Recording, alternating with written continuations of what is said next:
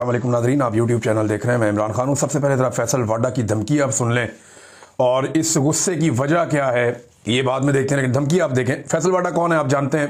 ये पाकिस्तान की military establishment के आदमी हैं और इन्हें पाकिस्तान की मिलिट्री एस्टेब्लिशमेंट ने इधर उधर से वोट इकट्ठे करके सेनेटर बनाया। पहले ये इमरान खान के साथ होते थे, लेकिन इनके फौज के साथ अच्छे ताल्लुकात हैं, तो जर्नैलों के साथ अपने ताल्लुकात की बुनियाद पे ये अपनी सियासत जिंदा रखे हुए हैं और ये जर्नैलों का मौक़िफ़ पेश करते हैं जब भी करते हैं। इन्होंने जो बात शुरू की उसमें इन्होंने कहा कि ऐसी की तैसी, जनाब ये जो ऐसी की तैसी का लफ्ज़ है ना, ये एक ख़ास किस्म का जर्नैल है। ऐसा लगता है कि वो इस्तेमाल करता है, क्योंकि पहले भी 2-3 टाउट्स ये अल्फाज इस्तेमाल कर चुके हैं कि ऐसी की तैसी। तो ये ऐसी की तैसी फिर मुझे लगता है कि वही जर्नैल है जिसने फैसल वाडा को भी बताया कि जाके ये बोल दो ऐसी की तैसी। अच्छा जी, ज़हनी मरीज आंख से अंधे और कान से बहरे सुन लें। आइन और कानून के मुताबिक फैमिली को मुलाकात की इजाज़त, हाल अहवाल के लिए वकील को केस से मुतालिक मिलने की इजाज़त है। फैमिली की मुलाकातें भी सियासी पैगाम पर मुश्तमिल हो रही हैं, अब से वो भी बंद कर दी जाएंगी। ये जनाब धमकी आ गई। वकला ने केस के अलावा कोई सियासी पैगाम दिया तो वो भी बंद कर दी जाएंगी, यानी वकीलों की मुलाकातें भी बंद, फैमिली की मुलाकातें भी बंद। शर्त वही है कि इमरान खान साहब कोई स्टेटमेंट सियासी ना दें। जीती हुई अफवाज और इसके सिपहसालार के बारे में मजीद बकवास बर्दाश्त नहीं की जाएगी, बल्कि बकवास करने वालों की जबान से जूते की सोल बना दी जाएगी, यानी वो जबान को जो जूता बना दिया जाएगा उसको खींच के। ये जहन की गंदगी है कि बिला जवाब और बिला वजह अपने मुल्क को अदम इस्तेहकाम और अपनी फौज को बदनाम करने की जो साजिश है, इसको सख्ती से रोका जाए। असूलन प्यार के बदले डबल प्यार, इज्जत के बदले डबल इज्जत, बदमाशी का जवाब डबल बदमाशी से। इश्तियाल करने वाली पार्टी इस दोराहे पर ले आई है कि वापसी अब मुश्किल है। अब केसेस और चीज़ों को मंतकी अंजाम तक पहुंचाया जाएगा। वजीर आला ने इंच बराबर कोई मजीद हुड़ाहुड़ी की तो बची कुची सियासत रह गई है, वो भी गवर्नर राज से ख़त्म कर दी जाएगी। 9 मई के दहशतगर्द जो केपी में छुपे हुए हैं उन समेत सब अपनी खैर मनाएं। नोटिफिकेशन करने वालों को कहा था कि जल्द आ रहा है, अब इसको रोल करके हलक से निकालने की तैयारी कर लें। ये जनाब फैसल वाडा की धमकी है। गुस्से की वजह क्या है? गुस्से की वजह यह है कि पाकिस्तान की एस्टेब्लिशमेंट ने इमरान खान को एक मरतबा फिर अंडर एस्टिमेट किया। इन्हें यह लगा कि नोटिफिकेशन फंसा हुआ है, ऐसे में इमरान खान कोई सियासी फैसला करेगा और इमरान खान आर्मी चीफ के लिए कोई नरमी पेश करेगा, ताकि अगर आर्मी चीफ के ताल्लुकात या फौज के ताल्लुकात वहां पे मौजूदा पीडीएम की जमातों के साथ खराब हो रहे हैं या जरदारी और नवाज शरीफ के साथ कोई अच्छे नहीं है, तो इमरान खान फौरन एक रूम क्रिएट करेगा कि ठीक है जी इधर आ जाओ। लेकिन वो हुआ नहीं। इमरान खान तब्दील नहीं करेगा, ये तो अब कल के दिन में साबित हो गया।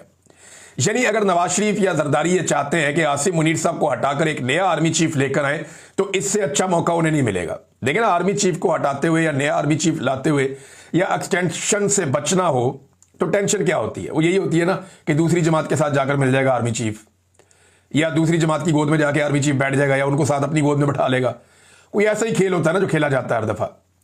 सियासतदानों को यही डर होता है ना कि जनाब अगर मैं फौज के साथ ठीक ना रहा तो दूसरा ठीक हो जाएगा। तो इमरान खान ने सियासतदानों का ये डर भी दूर कर दिया। यानी अगर जरदारी और नवाज शरीफ चाहते हैं कि आर्मी चीफ चेंज करें तो इस वक्त वो खुल के कर सकते हैं। इस वक्त अगर उन्होंने आर्मी चीफ को एक्सटेंशन दी तो ये उनका अपना जाती फैसला होगा, इसमें किसी किस्म की मजबूरी या प्रेशर नहीं होगा। मजबूरी इतनी सी होती है ना कि दूसरी सियासी जमात की तरफ आर्मी चीफ चला जाएगा, वो अवाम में बहुत मकबूल है जमात। तो इमरान खान तो डील नहीं करता। इमरान खान ने तो अपने कल के स्टेटमेंट में शट अप कॉल दी है उन तमाम जहनों को जो दस्तक दे रहे थे अडियाला जेल के दरवाजे पर कि जनाब ठीक है उधर ताल्लुकात खराब है, जरा आपको भी चेक कर लेते हैं। तो इमरान खान साहब ने कहा लो कर लो चेक। तो इमरान खान डील नहीं करेगा। अगर नया आर्मी चीफ लाना चाहते हैं तो इससे बेहतर मौका इन्हें दोबारा नहीं मिलेगा। नाज़रीन, द गार्डियन ने एक army chief field marshal Asim Munir के बारे में एक आर्टिकल लिखा।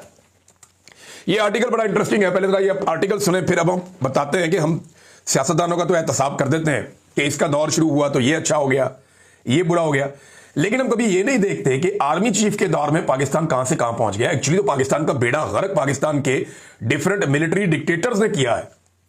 सियासतदान तो ना 3 में ना 13 में। एक तो बेचारों को इक़्तिदार मिलता ही नहीं है, मिले भी तो मुद्दत पूरी नहीं होती।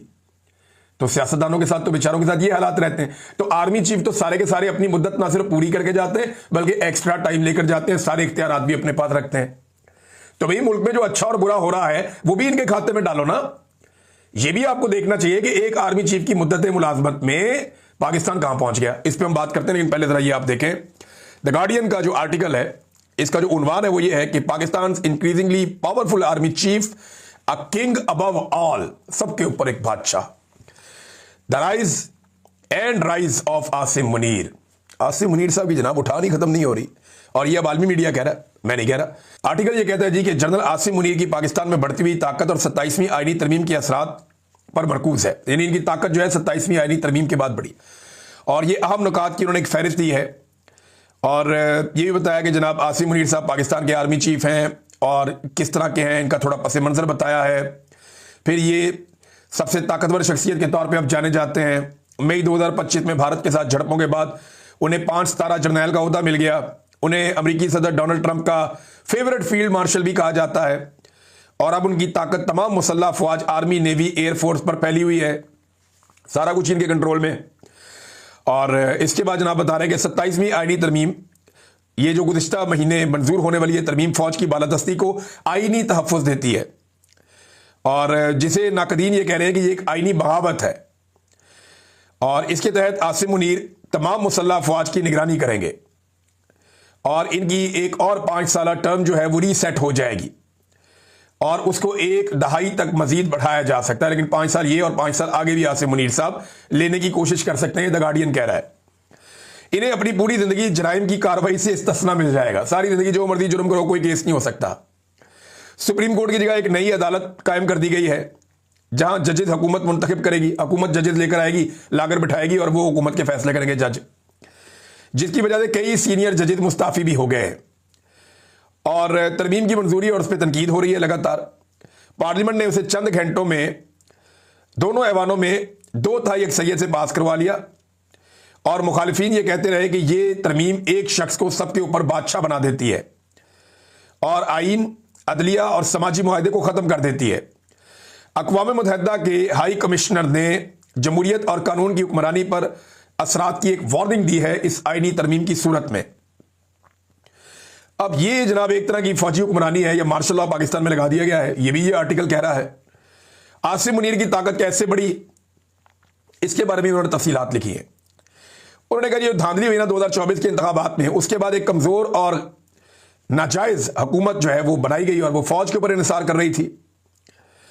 और आसिम मुनीर ने इमरान खान और पीटीआई पार्टी पर बहुत क्रैकडाउन किया, जिसमें पीटीआई लीडर्स को कैद कर दिया गया। ये एक्चुअली अंग्रेजी में आर्टिकल, मैं थोड़ा थोड़ा करके आपको उसको ट्रांसलेट कर रहा हूं, तो थोड़ा जुमला आगे पीछे हो सकता है, लेकिन एग्जैक्टली यही चीजें लिखी हुई हैं।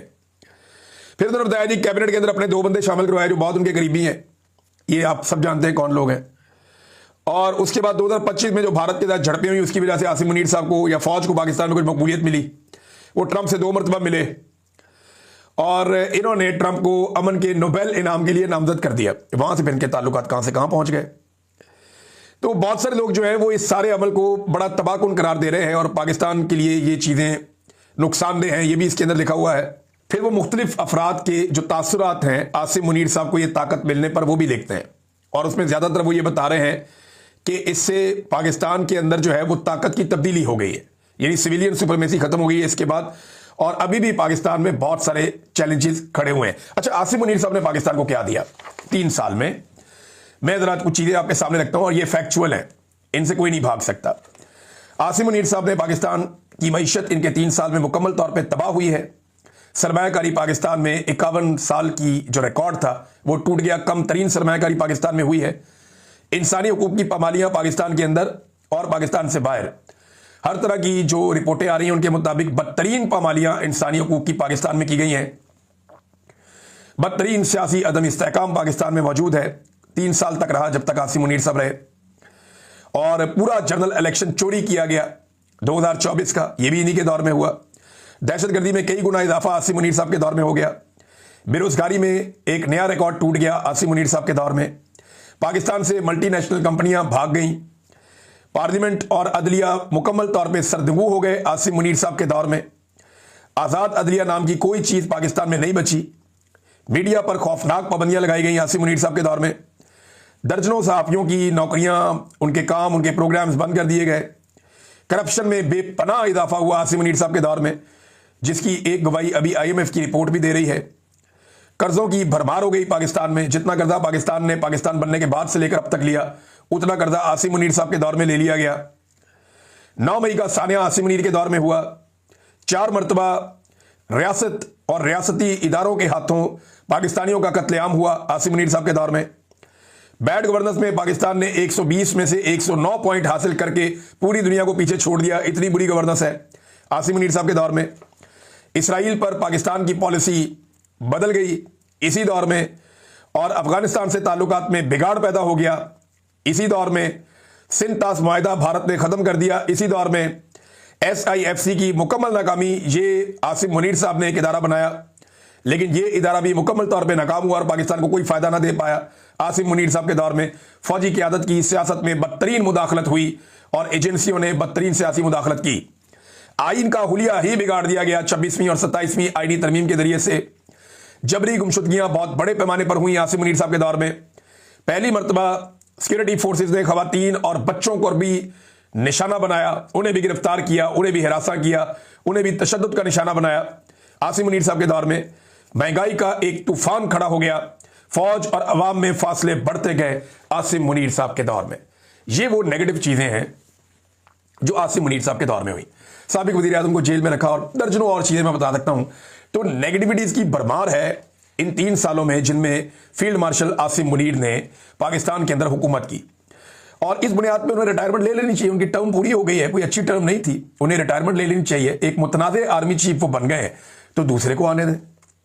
दूसरा आके कोशिश करे कि वो फौज को इस तनाज़े से निकाले और सियासी मुदाखलत बंद करे और मामलात को आइन और कानून के मुताबिक चलने दे। सियासतदानों को पाकिस्तान का फैसला मिलकर बैठकर करने दे। होना तो ये चाहिए। लेकिन यहां आसिम मुनीर साहब रिटायरमेंट लेना नहीं चाहते। अच्छा, आसिम मुनीर साहब के दौर का कोई अच्छा काम तो होगा ना, कोई ऐसा कारनामा जिसे आप कहिए अच्छा काम हो गया। हाँ, तो वो बता देते हैं आपको। आसिम मुनीर साहब के दौर में रवां साल मई के महीने में भारत के हमले के जवाब में पाकिस्तान की एयरफोर्स ने 6 भारतीय तैयारे मार गिराए और इसकी बुनियाद पे आसिम मुनीर साहब ने फील्ड मार्शल का ओहदा भी ले लिया, ताहयात मुराद भी ले ली और ताहयात इस्तिस्ना भी ले लिया। जबकि उनके लिए एक नया ओहदा भी तख्लीक किया गया, चीफ ऑफ डिफेंस फोर्सेस का। ये अब हो रहा है, यानी एक पॉजिटिव काम है वो पाकिस्तान एयरफोर्स ने किया है। 6 तैयारे गिराए हैं इंडिया के, और इसकी बुनियाद पे आसिम मुनीर साहब ने बहुत सारा फायदा भी ले लिया। अब इसी बुनियाद पे वो दोबारा भी 5 साल के लिए आर्मी चीफ रहना चाहते हैं, या ये जो बड़ा ओहदा मिल गया इसको वो एंजॉय करना चाहते हैं। लेकिन नवाज शरीफ और जरदारी के पास मौका है, अगर वो आसिम मुनीर को हटाना चाहते हैं तो बड़े आराम से हटा सकते हैं, बहुत आराम से हटा सकते हैं, क्योंकि इमरान खान डील नहीं करेगा। इमरान खान किसी की पीठ में खंजर नहीं घोंपेगा। अगर सियासतदान आज नया आर्मी चीफ लाना चाहे तो वो ला सकते हैं। ऐसी सहूलत पहले किसी और सियासतदान को भी असर नहीं थी। नाज़रीन, इमरान खान साहब की बहन अलीमा खानम साहिबा ने स्काई न्यूज को इंटरव्यू देते हुए बताया कि इमरान खान 90% मकबूल है पाकिस्तान में, और उसे कैद तन्हाई में डालना अवाम की आवाज को खामोश करना या दबाने के मुतरादिफ है, और ये चाहते हैं कि इमरान खान को लोगों के दिमागों से मिटा दें। तो ऐसा होता हुआ तो फिलहाल दिखाई नहीं दे रहा। पाकिस्तान में मकबूलियत बहुत ज्यादा है इमरान खान साहब की। और एक चीज मोहम्मद जुबैर साहब ने कुछ पोल खोले, जरा मैं आपके सामने रख देता हूं, क्योंकि आसिम मुनीर साहब के दौर का जिक्र हो रहा है तो ये आ गया। गवर्नर स्टेट बैंक कह रहा है कि वक्त आ गया कि हुकूमत अपनी पॉलिसी तब्दील करे। प्राइवेटाइजेशन के वजीर कह रहे हैं कि पाकिस्तान में सरमायाकारी के मौके हैं, लेकिन गवर्नेंस की बदतरीन सूरत की वजह से कोई यहां सरमायाकारी नहीं करेगा।